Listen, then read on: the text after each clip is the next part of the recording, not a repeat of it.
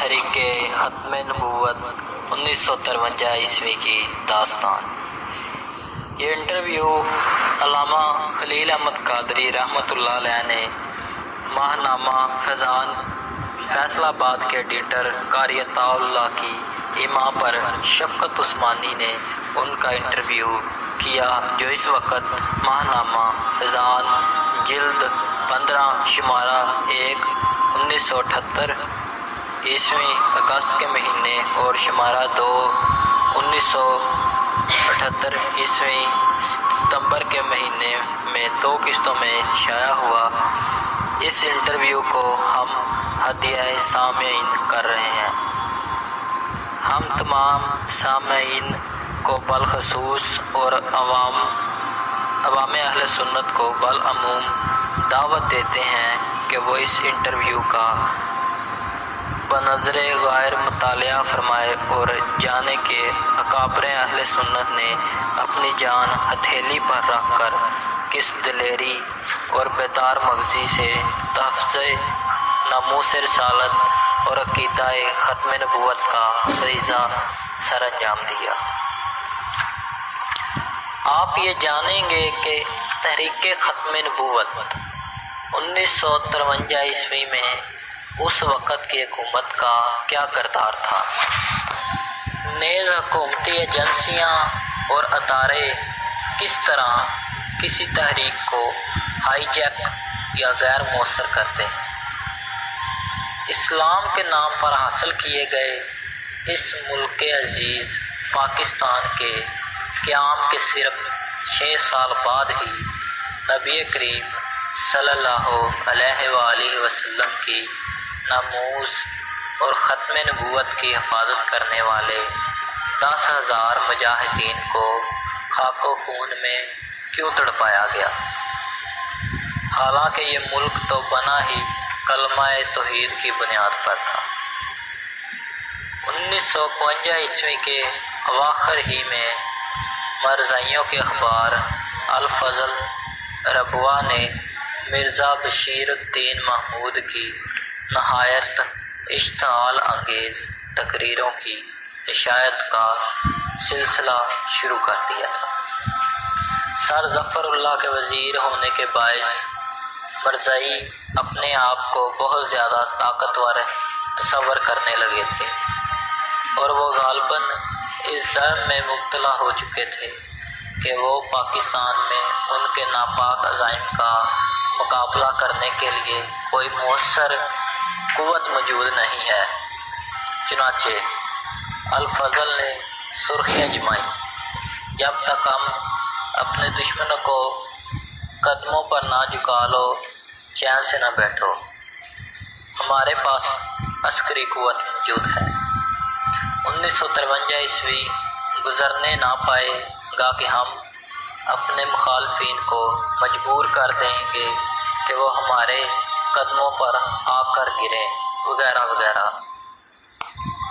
ان اشتعال انگیز تحریروں سے مسلمانوں میں ایک ہیجان پیدا ہوا اور ان کے سینوں میں ایک لاوا سا پکنے لگا، جو ایک بہت بڑے طوفان کا پیش خیمہ تھا۔ مختلف شہروں سے علماء کرام اور دیگر حضرات وفود کی صورت میں آپ کے والد محترم مولانا ابو الحسنات سید محمد احمد قادری کے پاس آئے اور انہوں نے مرزائیوں کے خلاف تحریک چلانے کا مطالبہ کیا۔ علماء اہل سنت کے علاوہ دیگر مکاتب فکر کے اکابر علماء مثلاً سید عطاء اللہ شاہ بخاری نے قبلہ والد صاحب کو اس بات پر رضامند کرنے کی کوشش کی کہ وہ مرزائیوں کے خلاف تحریک کی قیادت کریں۔ یہ سب حضرات اس بات سے بخوبی آگاہ تھے کہ والد محترم قبلہ سید صاحب کے تحریک پاکستان میں مجاہدانہ کردار اور دیگر قومی و ملی خدمات کے باعث ان کا سواد اعظم میں بہت زیادہ اثر و رسوخ ہے۔ چنانچہ تمام مکاتب فکر کے ذو امہ نے ان سے تحریک ختم نبوت کی قیادت قبول کر لینے پر اصرار کیا، اور پھر برکت علی ممڈن ہال میں ایک عظیم الشان کنونشن کا اہتمام کیا گیا، جس میں تمام مکاتب فکر کے اکابر علماء شریک ہوئے۔ اس موقع پر جلسہ کی صدارت پیر صاحبزادہ سید غلام محی الدین گولڑوی المعروف بابو جی سجادہ نشین آستانہ عالیہ گولڑا شریف نے فرمائی، جو مسئلہ ختم نبوت کی اہمیت کی پیش نظر میں پہلی بار عوامی اجتماع میں تشریف لائے تھے۔ تونچہ شریف اور علی پور شریف کے سجادہ نشین حضرات سمیت ملک بھر سے جیت مشائخ اس کنونشن میں شریک ہوئے۔ اس کنونشن میں یہ طے پایا کہ تمام مکاتب فکر کے نمائندوں پر مشتمل ایک مجلس عمل تشکیل دی جائے۔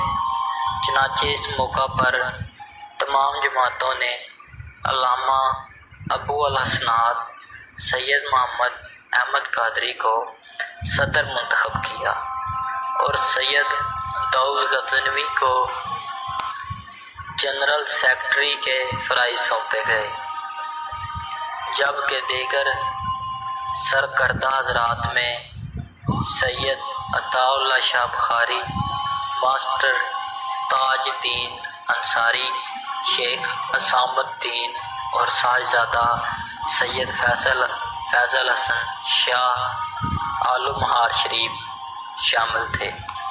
مجلس عمل میں جمعیت علماء پاکستان کے مولانا عبدالحامد بدایونی، مولانا غلام محمد ترنم اور حافظ خادم حسین، جمعیت اہل حدیث کے مولانا محمد اسماعیل اور مولانا عطاء اللہ حنیف،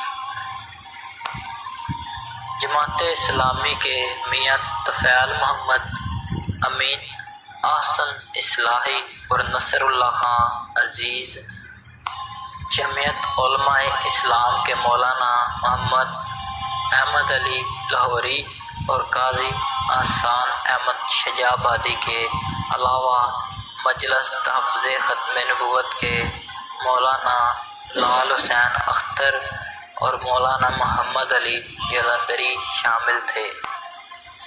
مرکزی تنظیم کے قیام کے بعد صوبائی اور ضلعی کمیٹیاں بنا دی گئیں۔ مرکزی تنظیم کے قیام کے بعد صوبائی اور ضلعی کمیٹیاں بنا دی گئیں اور مختلف مقامات پر کنونشنوں کے انعقاد کا سلسلہ شروع ہو گیا۔ ان کنونشنوں میں جو 3 مطالبات حکومت کے سامنے رکھے گئے، ان میں قادیانیوں کو غیر مسلم اقلیت قرار دینے، ظفر اللہ سمیت تمام قادیانیوں کو کلیدی آسامیوں سے ہٹانے اور ربوہ کو کھوکھلا شہر قرار دینے پر زور دیا گیا تھا۔ پنجاب اور ملک کے دوسرے صوبوں میں جلسوں کا سلسلہ شروع ہو چکا تھا۔ 1952 عیسوی میں مرکزی انجمن حزب الاحناف کا سالانہ اجلاس مسجد وزیر خان لاہور میں شروع ہوا۔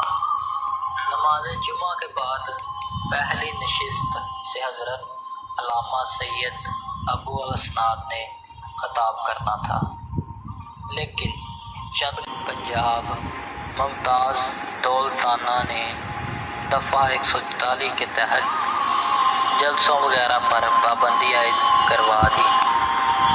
حضرت علامہ سید ابو الحسنات نے دفعہ 144 کی خلاف ورزی کرتے ہوئے تقریر کی اور انہوں نے دولتانہ کو چیلنج کیا کہ وہ ختم نبوت کے حق میں آواز کو نہیں روک سکتے۔ انہوں نے نہایت پرجوش انداز میں فرمایا، اگرچہ دولتانہ تحریک پاکستان میں ہمارے ہم سفر رہے ہیں، لیکن آج کلمہ حق بلند کرنے کے جرم میں وہ ہمیں باخوشی گرفتار کر سکتے ہیں۔ ہم پاکستان کی بقا اور استحکام کے لیے تحریک ختم نبوت کو جاری رکھیں گے۔ دفعہ 140 کی کھلی خلاف ورزی کے باوجود انہیں گرفتار نہ کیا گیا اور سہ روزہ اجلاس بخیر و خوبی اختتام پذیر ہوا۔ اس کے بعد تحریک چلتی رہی اور اجتماعی جلسوں کا سلسلہ جاری رہا۔ 1953 عیسوی کے اوائل میں مجلس عمل نے یہ فیصلہ کیا کہ ایک وفد کی صورت میں خواجہ نظام الدین وزیر اعظم پاکستان سے ملا جائے اور انہیں اپنے مطالبات اور ملک کی صورتحال سے آگاہ کیا جائے۔ چنانچہ علامہ سید ابو الاسناد کی قیادت میں ایک وفد ترتیب دیا گیا، جس میں مولانا عبدالحامد بدایونی، سید عطا اللہ شاہ بخاری، سید داؤد غزنوی، ساجزادہ سید فیض الاسد، ماسٹر تاج الدین انصاری، شیخ حسام الدین، سید مظفر علی شمسی اور مولانا محسن فقیہ شافعی شامل تھے۔ یہ وفد کراچی پہنچا اور وزیر اعظم پاکستان خواجہ نظام الدین سے ملاقات کر کے قوم کے مطالبات ان کے سامنے رکھے گئے۔ خواجہ صاحب نے مطالبات سننے کے بعد کہا، میرے لیے ان مطالبات کو مان لینا بہت مشکل ہے، کیونکہ اگر میں سر ظفر اللہ کو کیبنٹ کابینہ سے نکال دوں تو امریکہ ناراض ہو جائے گا اور جو امداد پاکستان کو مل رہی ہے وہ بند ہو جائے گی۔ قائد وفد علامہ ابو الاسناد نے جواباً فرمایا، ہم تو سمجھتے تھے کہ آپ کا ناصر اور رازق اللہ تعالیٰ ہے، لیکن آج معلوم ہوا کہ آپ سب کچھ امریکہ کو سمجھتے ہیں۔ حکومت کو ہمارے مطالبات بہرحال منظور کرنا ہوں گے، ورنہ ہمیں موجودہ تحریک کو ڈائریکٹ ایکشن کی طرف لے جانا پڑے گا۔ ہاں، البتہ ہم آپ کو سوچنے کے لیے وقت دینے کو تیار ہیں۔ اس وقت تک ہم تحریک کو نرم رکھ سکتے ہیں، لیکن وزیر اعظم پاکستان خواجہ نظام الدین پر ان باتوں کا کوئی اثر نہ ہوا۔ اس نے واضح طور پر مطالبات کو منظور کرنے سے انکار کر دیا۔ اس کے بعد کراچی ہی میں مجلس عمل کا ایک اجلاس بلایا گیا، جس میں متذکرہ وفد کے ارکان کے علاوہ جماعت اسلامی کے بانی مودودی اور احتشام الحق تھانوی بھی شامل تھے۔ اس اجلاس کی کئی نشستیں ہوئیں اور آخری نشست میں ڈائریکٹ ایکشن کا فیصلہ کیا گیا۔ 26 فروری 1953 عیسوی کی شام کو نشتر پارک کراچی میں جلسہ عام کا اعلان کیا گیا۔ مولانا مودودی ڈائریکٹ ایکشن کے فیصلے پر دستخط کرنے کے بعد لاہور واپس آ گئے اور 26 فروری کی شام کو پروگرام کے مطابق نشتر پارک میں عظیم الشان جلسہ ہوا، جس میں مولانا مودودی اور مولانا احتشام الحق تھانوی کے علاوہ باقی تمام اکابرین نے تقاریر کی۔ 26 اور 27 فروری کے درمیانی شب کو جلسہ سے فارغ ہونے کے بعد یہ حضرات جب واپس اپنی قیام گاہ پر پہنچے تو انہیں گرفتار کر لیا گیا۔ 27 فروری کو جمعہ کے روز اکابرین کی گرفتاریوں کی خبر پورے ملک میں جنگل میں آگ کی طرح پھیل گئی اور لوگ مشتعل ہو کر سڑکوں پر نکل آئے۔ لاہور میں دلی دروازہ کے باہر ایک بہت بڑا اجتماع ہوا۔ مشتعل ہجوم نے مرزائیوں کے اداروں اور ان کے مکانوں کو آگ لگانے کا پروگرام بنایا۔ نماز جمعہ ادا کرنے کے بعد میں مولانا غلام محمد ترنم اور حافظ خادم حسین کے ہمراہ اجتماع میں پہنچا اور ہم نے لوگوں سے اپیل کی کہ وہ اعلیٰ سطح کی میٹنگ کے فیصلے کا انتظار کریں۔ 27 اور 28 فروری کی درمیانی شب مولانا غلام محمد ترنم اور حافظ خادم حسین کو بھی گرفتار کر لیا گیا۔ اگلے روز 28 فروری کو صبح 9 بجے کے قریب میں مودودی سے ملاقات کر کے صورتحال کے متعلق مشورہ کرنے کے لیے ان کی اقامت گاہ پر پہنچا۔ مولانا عبدالستار خان نیازی بھی اس موقع پر موجود تھے۔ مولانا مودودی سے ملاقات ہوئی تو انہوں نے تحریک میں حصہ لینے سے صاف انکار کر دیا۔ انہوں نے فرمایا، مولانا احتشام الحق تھانوی کا رات ٹیلی فون آیا تھا۔ ڈائریکٹ ایکشن کی تجویز سے انہیں اور مجھے اتفاق نہیں، اس لیے ہم نے فیصلہ کیا ہے کہ ہم تحریک میں حصہ نہ لیں۔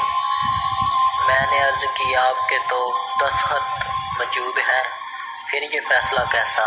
مولانا نے جواباً فرمایا، وہ میٹنگ کا فیصلہ تھا، اب صورتحال مختلف ہے، بہرحال میں تحریک میں حصہ نہیں لے سکتا۔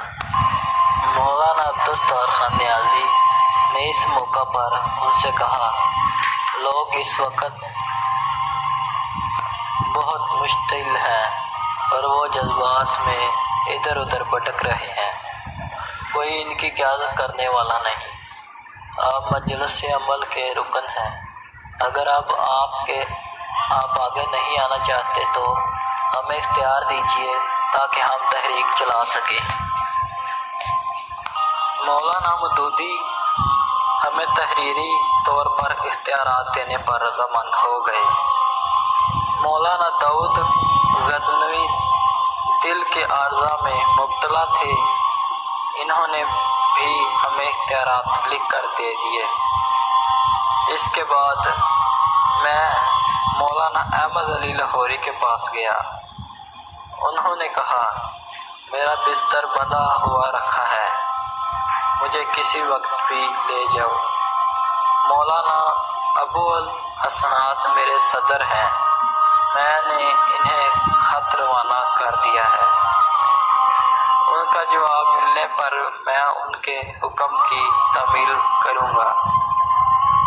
اس کے جواب میں نے کہا، مولانا ابو الحسنات تو اس وقت جیل میں ہیں، نہ آپ کا تارا نہیں پہنچے گا اور ان کا جواب آپ کو ملے گا، لہذا اگر ٹالنا مقصود ہے تو پھر الگ بات ہے، اگر آپ کا ارادہ عملاً حصہ لینے کا ہے تو آپ وعدہ فرمائیے۔ انہوں نے کہا، میں تیار ہوں، جو حکم مجھے دیا جائے گا میں اس کی تعمیل کروں گا۔ اس کے بعد میں مفتی محمد حسن امرت تسری بانی جامعہ اشرفیہ نیلا گنبد لاہور کے پاس گیا تو انہوں نے اپنی معذوری ظاہر کی اور کہا، میں ٹانگوں سے معذور ہوں، اس لیے عملاً حصہ نہیں لے سکتا۔ میں نے ان سے کہا، جناب آپ معذور ہیں، لیکن قیامت کے دن میرے آقا گنبد خضرا کے مکین حوض کوثر پر جلوہ افروز ہوں گے اور آپ سے فرمائیں گے کہ میرے نام پر کھاتے رہے، عزت کرواتے رہے اور مفتی کہلواتے رہے، لیکن جب میری ناموس کا مسئلہ آیا تو مزدوری ظاہر کر دی۔ اس وقت آپ کیا جواب دیں گے؟ یہ سن کر مفتی صاحب کا چہرہ متغیر ہو گیا۔ انہوں نے میرے ہاتھوں کو پکڑ کر چوما اور پھر کہنے لگے، آپ مجھے جب چاہیں گرفتار کروا دیں، اگر آپ بھی ابھی چاہیں تو میں اسی وقت آپ کے ساتھ چلنے کو تیار ہوں۔ اس گفتگو کے بعد میں وہاں سے دلی دروازہ کی طرف روانہ ہوا۔ یہاں میں نے دیکھا کہ تقریباً 1,00,000 افراد کا جمع غفیر موجود تھا اور لوگ منتظر تھے کہ کوئی انہیں پروگرام بتائے۔ میں وہاں سے فوراً مولانا غلام دین صاحب خطیب انجن لوکو شیڈ کے پاس پہنچا۔ اس وقت ظہر کا وقت تھا اور مولانا نماز کے انتظار میں بیٹھے ہوئے تھے۔ میں نے ان سے کہا، مولانا آپ کو آج ہی اسی وقت گرفتاری پیش کرنا ہے۔ مولانا نے بلا ہی لہجت فرمایا، نماز پڑھ لوں یا پہلے چلوں؟ میں نے عرض کی، وہاں لوگ منتظر ہیں، نماز آپ وہیں پڑھیں اور تقریر کے بعد جلوس کی قیادت کرتے ہوئے چیرنگ کراس مال روڈ پہنچ کر گرفتاری دیں۔ مولانا نے گھر پر اطلاع دے دی اور فوراً میرے ساتھ دلی دروازہ کی طرف روانہ ہو گئے۔ وہاں پہنچ کر انہوں نے نماز ظہر پڑھائی اور ایک نہایت ایمان افروز تقریر فرمائی۔ اس کے بعد انہوں نے ایک عظیم الشان جلوس کی قیادت کی۔ انہوں نے جلوس کی قیادت کرتے ہوئے چیرنگ کراس پہنچ پر گرفتاری دے دی۔ اس روز شام کو مسجد وزیر خان میں رضاکاروں کا اجتماع شروع ہو گیا۔ میں بھی بستر لے کر مسجد وزیر خان پہنچ گیا۔ اس کے بعد پروگرام کچھ اس طرح ترتیب دیا گیا کہ صبح 10 بجے مسجد وزیر خان میں اجلاس ہوتا اور 10 رضاکار جلوس کے ساتھ گرفتاریاں پیش کرتے۔ نماز ظہر کے بعد دلی دروازہ کے باغ سے، جو اس وقت اکبری دروازہ تک پھیلا ہوا تھا، 10 رضاکار گرفتاریاں پیش کرتے۔ روزانہ گرفتاریاں پیش کرنے والوں کی قیادت کوئی ایک عالم دین کرتا تھا۔ مولانا عبدالستار خان نیازی اور مولانا بہاء الحق قاسمی بھی میرے ساتھ مسجد وزیر خان میں تھے۔ 29 فروری کو مولانا احمد علی لاہوری نے دلی دروازہ کے اجلاس میں تقریر کر کے گرفتاری پیش کی۔ مولانا ظفر علی خان کے صاحبزادے اور اخبار زمیندار کے ایڈیٹر اختر علی خان، جو کہ مجلس عمل کے خازن بھی تھے، نے پہلے تو تحریک کی پرزور حمایت کی، لیکن جب دولتانہ وزارت کی طرف سے ان پر دباؤ ڈالا گیا تو ان کا رویہ بدل گیا۔ عوام نے زمیندار کی کاپیاں جلا کر احتجاج کیا اور پھر 30 فروری کی شام کو مشتعل ہجوم نے ان کا گھیراؤ کر لیا۔ انہوں نے جان بچانے کے لیے برقع پہنا اور گھر کے پچھلے دروازے سے نکل کر مسجد وزیر خان پہنچ گئے اور اگلے روز انہوں نے بھی تقریر کر کے گرفتاری پیش کر دی۔ مارچ کے پہلے ہفتے میں رضاکاروں کا ایک جلوس دلی دروازہ سے حسب معمول نکلا اور جب یہ جلوس برانڈ ریت روڈ پہنچا تو پولیس نے بلا جواز سخت تشدد کیا۔